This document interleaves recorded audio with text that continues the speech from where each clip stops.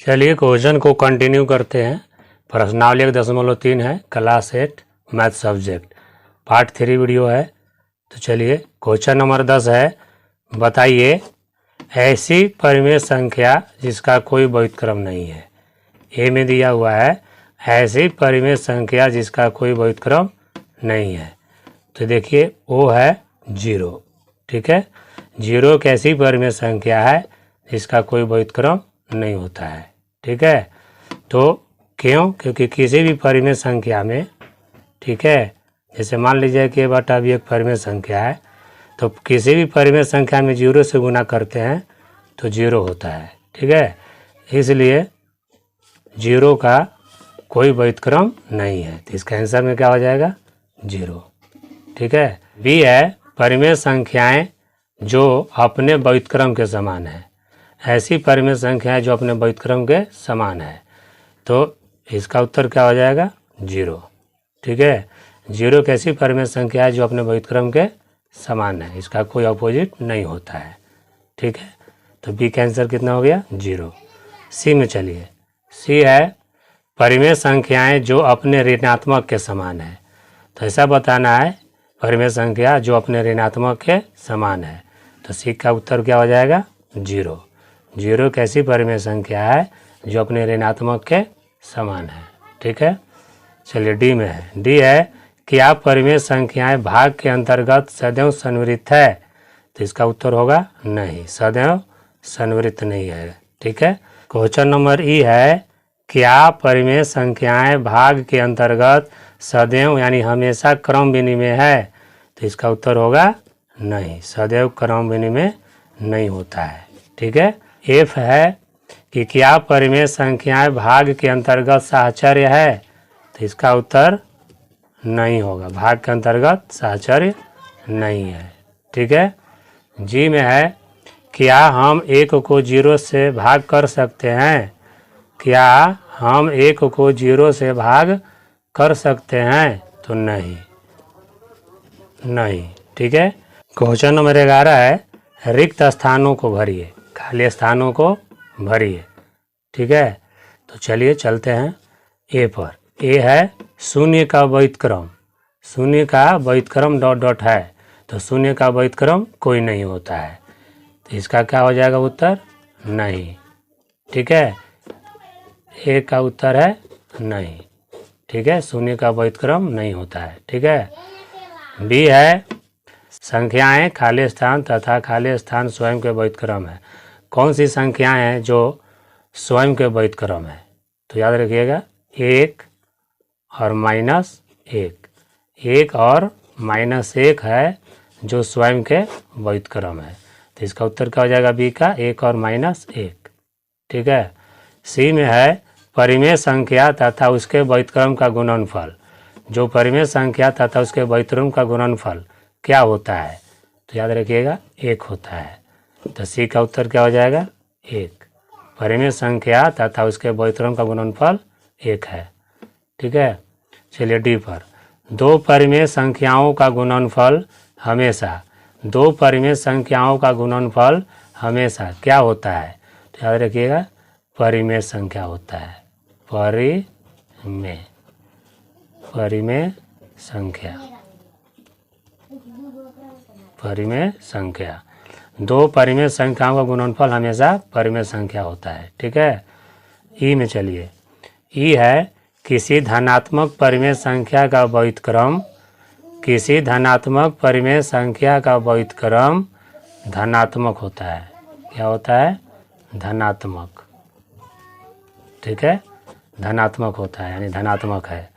F में है किसी ऋणात्मक परिमेय संख्या का व्युत्क्रम ऋणात्मक होता है, अर्थात ऋणात्मक है। ठीक है, एफ का उत्तर क्या हो जाएगा? ऋणात्मक। जी में है 1/x, जहाँ x बराबर 0 का व्युत्क्रम क्या होगा? तो इसका व्युत्क्रम ये 1 को हटा दीजिए, x ऊपर कर दीजिए, तो x ऊपर कर देंगे, नीचे कर देंगे, भागा लगा दीजिए, x होगा।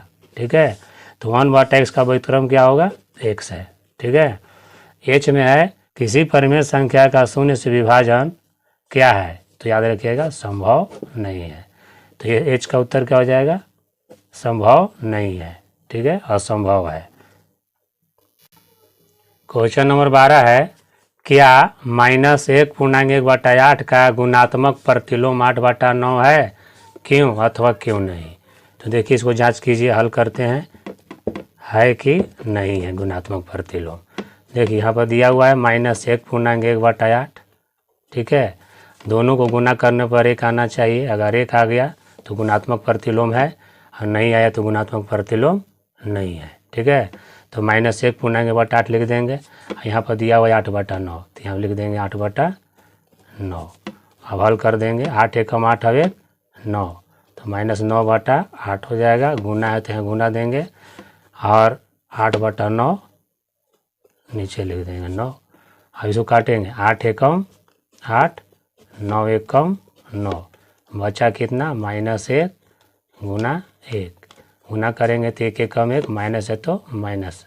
कहने का मतलब दोनों को गुना करने पर 1 नहीं आया, इसलिए क्या कहेंगे इसको कि -1/8 का गुणात्मक प्रतिलोम 8/9 नहीं है। तो इसका उत्तर क्या हो जाएगा, गुणात्मक प्रतिलोम नहीं है।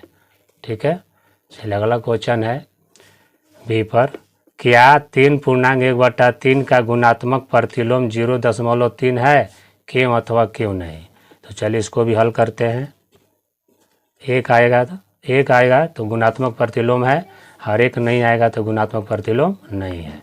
जैसे है 3/1/3, हाँ गुना कर दीजिए 0.3 से, तो 3 3 के 9 और 1 10 बटा में 3 गुना 0.3 है तो 3 ऊपर कर देंगे, दशमलव को हटाएंगे तो 1, और इसके बदला में 1 0, तो 10 हो गया।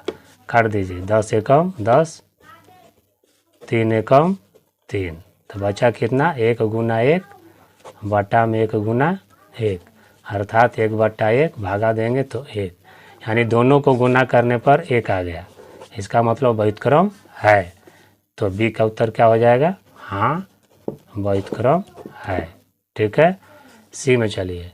सी है, क्या 0.4 का व्युत्क्रम 5/2 है। हल करने पर अगर 1 के बराबर आता है तो व्युत्क्रम है, और नहीं आता है बराबर 1 के तो व्युत्क्रम नहीं है। तो देखिए 0.4 है, और गुना 5/2 है।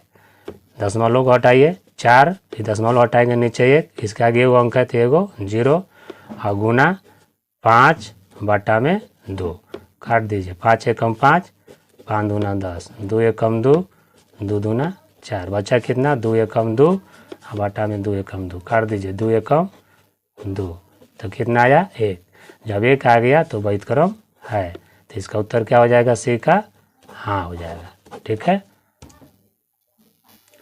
क्वेश्चन डी है, 6/13 को -7/16 के व्युत्क्रम से गुना करने पर कितना होगा। तो चलिए हल करते हैं। 6/13 जस के तस लिख देंगे।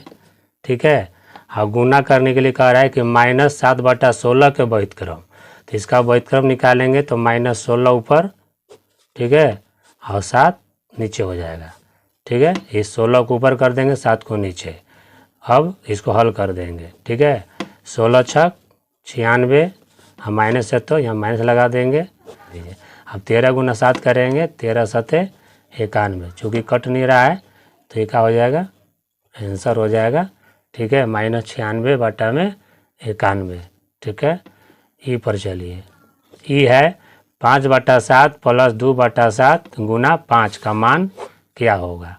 ठीक है, तो चलिए इसको हल करते हैं। देखिए हर अगर समान रहे तो अंश को केवल जोड़ देना है। ठीक है, 5 और 2 7, और बटा में 7, और गुना ऊपर क्या है 5, तो 7 एकम 7 काट दीजिए, बच गया क्या 1 गुना 5, तो कितना हो गया 5 एकम 5। ठीक है, तो ये का उत्तर कितना आएगा 5। ठीक है, चलिए एफ पर चलते हैं। एफ है 0/2 का व्युत्क्रम क्या होगा। 0/2 का व्युत्क्रम क्या होगा, तो देखिए तो ये अपरिभाषित है, अपरिभाषित। ठीक है, यह परिभाषित नहीं है, डिफाइन नहीं है। ठीक है, तो 0/2 का व्युत्क्रम क्या होगा, अपरिभाषित है, इसका व्युत्क्रम नहीं होगा। ठीक ना, अपरिभाषित है। थैंक यू, धन्यवाद।